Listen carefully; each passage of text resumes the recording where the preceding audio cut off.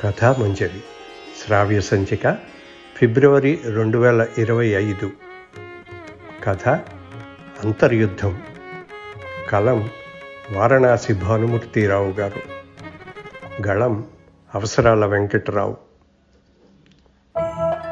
కరుణ maternity hospital ముందర Ramarao తచ్చాడుతున్నాడు waiting హాల్లో. సముద్రపు హోరులా గజిబిజిగా ఉంది హృదయం.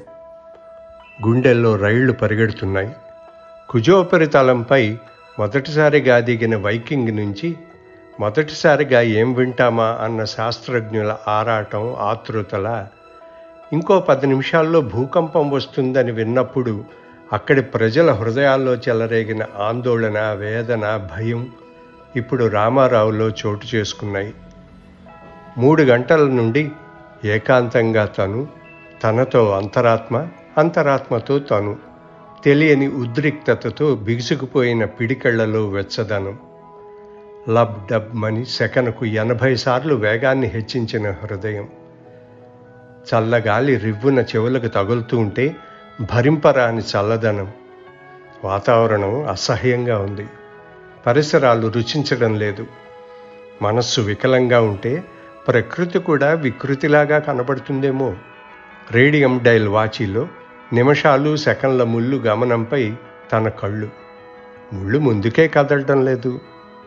సూర్యుడు ఆకాశంలో ఒకే చోట నిలబడి తనను వెక్కిరించినట్లుంది. అర్థం లేని ఆలోచనలు, భరింపరాని ఆలస్యం. ఏదో వెగటు, ఏదో వెలితి.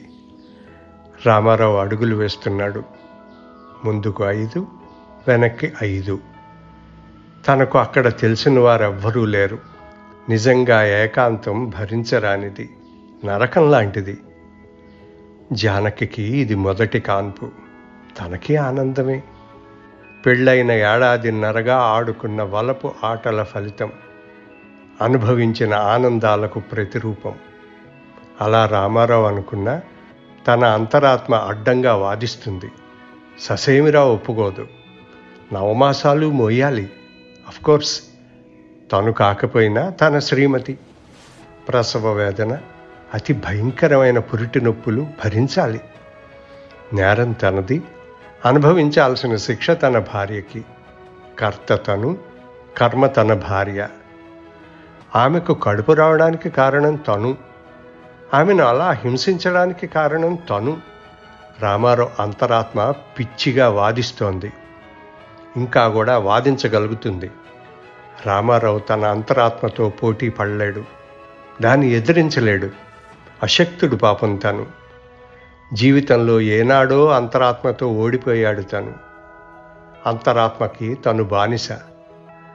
అది చెప్పినట్లు చేయడమే తనకిష్టం. అందుకే అది మంచి అయినా చెడైనా అంతరాత్మ సలహా లేనిదే అడుగు ముందుకు వేయడు. ఇది రామారావు పద్ధతి. ఆలోచిస్తున్నాడు. ఆలోచనలు ఒక రకమైన సంతృప్తిని ఇవ్వగలుగుతున్నాయి ఒక్కొక్కప్పుడు. హృదయంలో ఆరాటం, బాధ, భయం, ఆవేదన, రంపపకోత లాంటి ఆవేదన. తన అర్ధాంగి ప్రసవ వేదన. రాత్రి కరుణ మెటర్నిటీ ఆసుపత్రిలో చేర్పించాడు. పొద్దుటి నుండి పురిటి నొప్పులు ప్రారంభమయ్యాయి తీవ్రంగా. కానీ ఇంకా ప్రసవం కాలేదు. 1, 2, 2:30, 3:30 గంటలు దాటిపోయాయి పురిటి నొప్పులు ప్రారంభమయ్యి. భగవాన్, ఏమిటి పరీక్ష? జానకిని రక్షించు స్వామి, నా దేవిని కాపాడు. కన్నుల పొరల్లో నిండాయి కన్నీళ్లు. సిజారియన్ ఆపరేషన్ తప్పదన్నారు డాక్టర్లు. సరేనన్నాడు తను.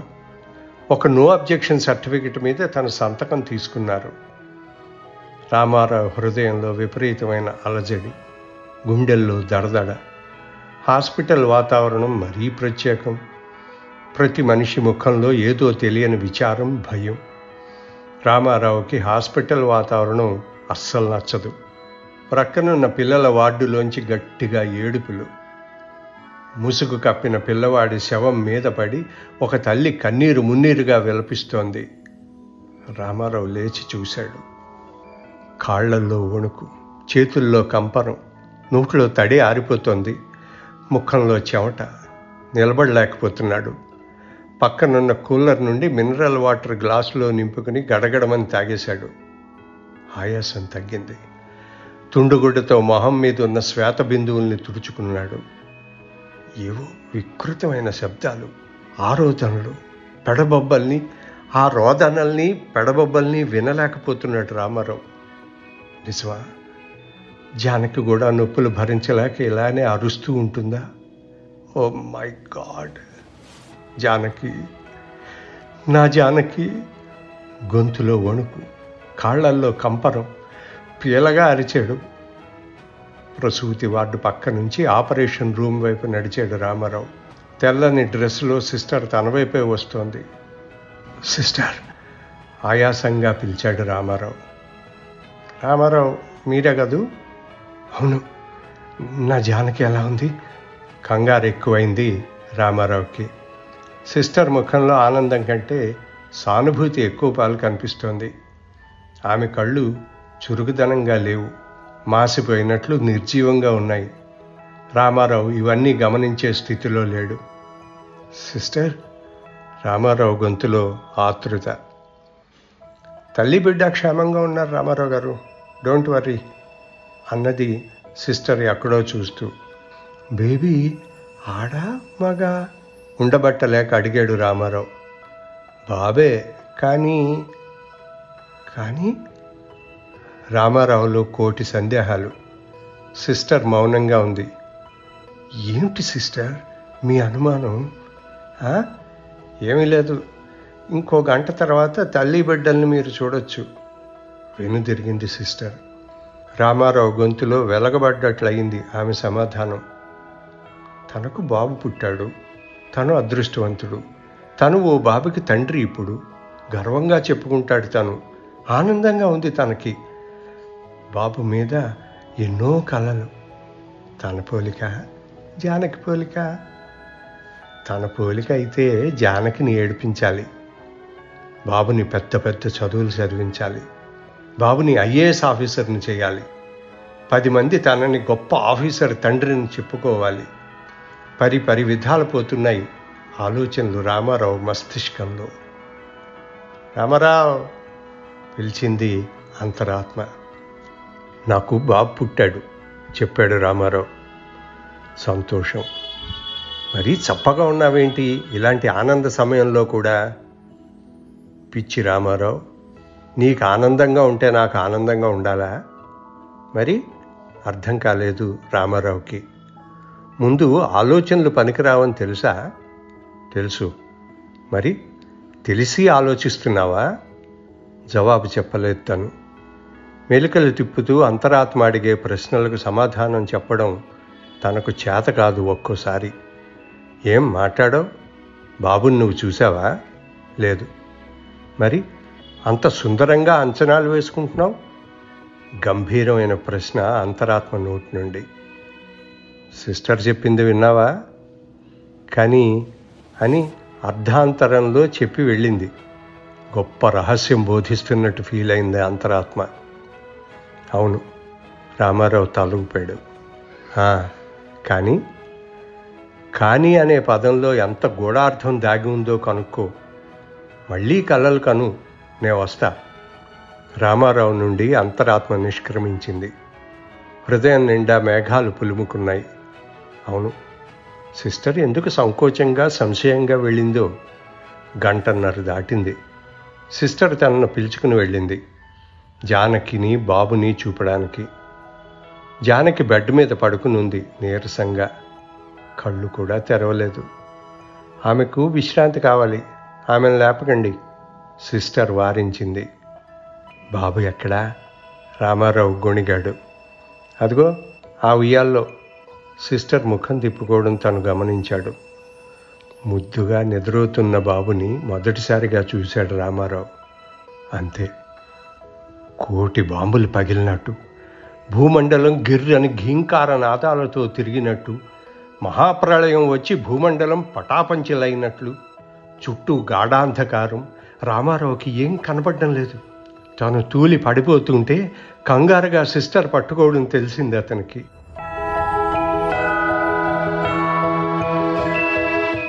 ఆ రాత్రి రామారావుకి నిద్ర పట్టడం లేదు. ఏడ్చి ఏడ్చి కళ్ళు వాచిపోయాయి. భగవాన్, నీకేం అపకారం చేశానని, మాకెందుకు ఈ శిక్ష విధించావు? కన్నీరు మున్నీరుగా విలపించాడు రామారావు. రామారావు, నిన్నే పలకమే, నేనేం పాపం చేశాను? ఏడ్చేశాడు రామారావు. నీ పాప ఫలం కాదది, వాడి కర్మఫలం. నన్నేం చేయమంటావు? కన్న తండ్రివి, ఏం చేయాలో నీకే తెలియాలి. భగవాన్. రామారావు, అటు చూడు. కళ్ళల్లో నిండిన కన్నీటి పొరల మధ్య మసక మసక తెల్లని వెలుతురు దగ్గరగా అయినట్లు అనిపించింది రామారావుకి. అస్పష్టంగా ఉన్న దృశ్యం స్పష్టం కాసాగింది. 2 కాళ్ళు వంకరలు తిరిగిన అవిటివాడు, 2 చేతులు వంకర్లు పోయిన మొండి చేతివాడు, అష్టకురూపిలా మారిన ముఖం, మాసిపోయిన గడ్డం, పిపీలికలైన గుడ్డలు, నడవలేకపోతున్నాడు. ముఖం పీలగా అందవికారంగా ఉంది. రోడ్డు మీద బోర్లా పడి అడుక్కు తింటున్నాడు, మూలుగుతున్నాడు, బలంగా నిట్టూర్పులు విడుస్తున్నాడు, బాధగా అరుస్తున్నాడు. నడవలేక నడిచేవాళ్ళని చూసి ఏడుస్తూ పరిగెత్తేవాళ్ళు తనను చూసి నవ్వుతూ ఉంటే, కాకులు, ఈగలు, దోమలు, కుక్కలు ముసురుతూ ఉంటే, నో, అలా జరగడానికి వీల్లేదు, ఇది అసంభవం, పిడుగులా అరిచాడు రామారావు. Ramarao, no no. రాబోయే ఆ రేపులో ఎంత భయంకరత్వం దాగి ఉందో గమనించావా? నో, అసంభవం, ఇంపాసిబుల్, అలా జరగడానికి వీల్లేదు. అన్నీ నువ్వనుకున్నట్టు జరగవు. భయంకరమైన నిశ్శబ్దం. ఆ నిశ్శబ్దంలో జ్వాల కీలలతో గిర్రని తిరిగే చక్రం, ప్రళయ కాల రుద్ర శబ్దారావాలు, విలయ తాండవ గర్జనలు, ఎర్రని రక్తం, రక్తంలో ముద్దయిపోయిన మనిషి. ఏమిటి, నాకేమైంది? నేను ఎందుకు ఇలా మారాను? పీలగా అరిచాడు రామారావు. నువ్వు మారలేదు, పరిస్థితులు నిన్ను మారుస్తున్నాయి. నాకెందుకు ఈ శిక్ష? శిక్ష కాదిది, భయంకరమైన పరీక్ష. ఈ పరీక్షలో నెగ్గాలి. నేను నెగ్గలేను, నేను ఓడిపోతాను, నేను ఓడిపోయాను భగవాన్. పిచ్చి ఆలోచనలు మానేసి పరిష్కార మార్గం ఆలోచించు. నా వల్ల కాదు, నేను ఆలోచించలేను. అయితే అనుభవించు. దిగ్భ్రమ చెందాడు రామారావు. శివమెత్తినట్లు ఊగుతూ నవ్వుతోంది అంతరాత్మ తనను చూసి. పిచ్చివాడిని చూసినట్లు చూస్తోంది. ప్రపంచం పగిలిపోయేలా వికృతంగా నవ్వుతోంది. నీ కొడుకు రామారావు 2 కాళ్ళు లేని అవిటివాడు, చేతులు లేని మొండివాడు, కురూపి, కుంటివాడు, అవిటివాడు. అంతరాత్మ వికృతంగా తనను చూసి నవ్వుతోంది ఆ రాత్రి అంతా.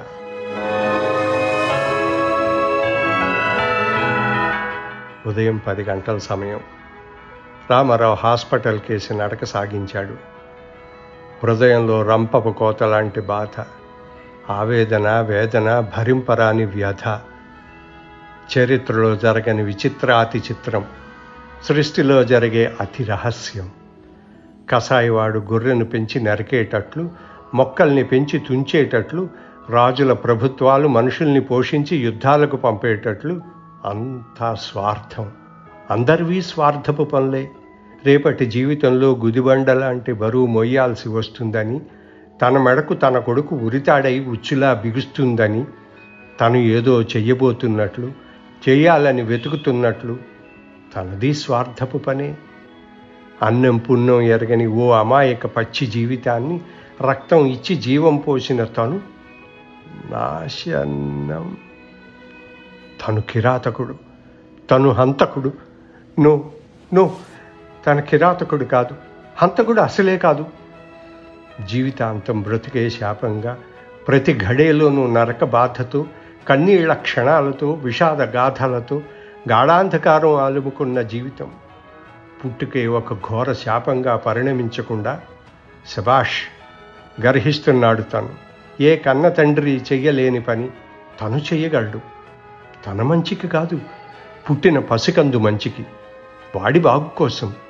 శాపగ్రస్తుడిగా పుట్టిన వాడి జీవితం అలా కొనసాగకుండా దుర్భర మానసిక వేదన సంఘర్షణలతో జీవితాంతం కుమిలిపోకుండా తను ఏదో చేయబోతున్నాడు. నిష్కర్షతో, ఆత్మ నిగ్రహంతో, ఆత్మశక్తితో, అంతరాత్మ ప్రబోధంతో ముందుకు అడుగులేస్తున్నాడు. తను హంతకుడు కాదు, కానే కాదు. తను కిరాతకుడు కాదు. తనకి తండ్రి ప్రేమ తెలుసు. తనకి మానవత్వం ఉంది. తను పాపి కాడు. పాప పరివృతమైన బీజాన్ని పుణ్యభూమిలోకి విసిరివేయడానికి భగభగమని మండే మంటలలో ఉరకబోతున్న పురుగును నీటి ప్రవాహంలోకి విసిరివేయడానికి త్వరగా ముందుకు అడుగులేస్తున్నాడు తను.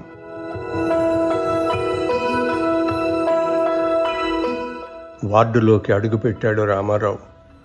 బిగ్గరగా ఆర్తనాదం లాంటి ఏడుపు. ఆ ఏడుపు తనకు సుపరిచితంగానే ఉంది. ఎవరిదా ఏడుపు? అంతరాత్మ నవ్వింది. తెలీదా? నీ భార్య జానకిది. ఏమైంది? ఎందుకని? కోటి సందేహాలు. గుండె ఆగిపోయినట్లయింది రామారావుకి. నువ్వు అనుకున్నదే జరిగింది కనుక. అంటే ఇంకా డొంక తిరుగుడెందుకు రామారావు? వికృతంగా ఉన్నాడని, అవిటివాడని నీ బిడ్డను నువ్వే చంపదలుచుకోలేదా? అంతరాత్మ నిలదీసి అడుగుతోంది. తప్పు చేసిన అపరాధిలా తలంచుకున్నాడు రామారావు. 2 క్షణాల నిశ్శబ్దం. ఏడుపు మరీ భయంకరంగా వినిపిస్తోంది. అవును. రామారావు ప్యాంటు జేబులోకి చూసుకున్నాడు. జేబులోంచి ఒక పసుపు పచ్చని మందు డబ్బా పైకి తీసి దాని మీద ఉన్న అక్షరాలు చదువుకోసాగాడు. టూ మచ్ ఈజ్ పాయిజనస్ అని రాసి ఉంది ఆ డబ్బా మీద. నువ్వు హంతకుడివి, కిరాతకుడివి, రాక్షసుడివి, అవునా? అంతరాత్మ పిచ్చిదానిలా అరుస్తోంది. వణికిపోతూ కింద తూలి పడబోయాడు రామారావు. కళ్ళు గిర్రుమని తిరుగుతున్నట్లుంది. హాస్పిటల్ అంతా తన చుట్టూ ప్రదక్షిణలు చేస్తూ ఉన్నట్లు అనిపిస్తోంది. What happen to you mister Ramarao? తూలి పడబోతున్న రామారావుని పొదివి పట్టుకున్నాడు అటుగా వెళ్తున్న doctor. Come on, take rest. No no no, నా బాబుని చూడాలి. వాడికి ఏమైంది డాక్టర్? ఐఎమ్ సారీ రామారావు గారు. రాత్రి నుండి vomits, motions. We have tried our level best. Doctor అప్రయత్నంగా కళ్ళల్లోంచి నీళ్లు ఊబుకుతూ ఉంటే జానకి ఉన్న బెడ్ కేసి పరిగెత్తాడు రామారావు. ఏమండి? జానకి రామారావుని చుట్టేసి బావురు మంది. ఆమెను సముదాయించడానికి అక్కడున్నవారు ఆసక్తులైపోయారు. జానకి, ఆమెను హత్తుకున్నాడు రామారావు. బాబు మనల్ని వదిలేసి వెళ్ళిపోయాడండి. నిర్జీవంగా పడి ఉన్న తన బాబు కేసు చూశాడు రామారావు. కళ్ళల్లోంచి కన్నీళ్లు ధారాపాతంగా వర్షిస్తున్నాయి. అంతరాత్మ తన కేసి సానుభూతిగా చూస్తోంది. కథామంజరి శ్రావ్య సంచిక ఫిబ్రవరి 2025. కథ అంతర్యుద్ధం. కలం వారణాసి భానుమూర్తిరావు గారు. గళం అవసరాల వెంకటరావు.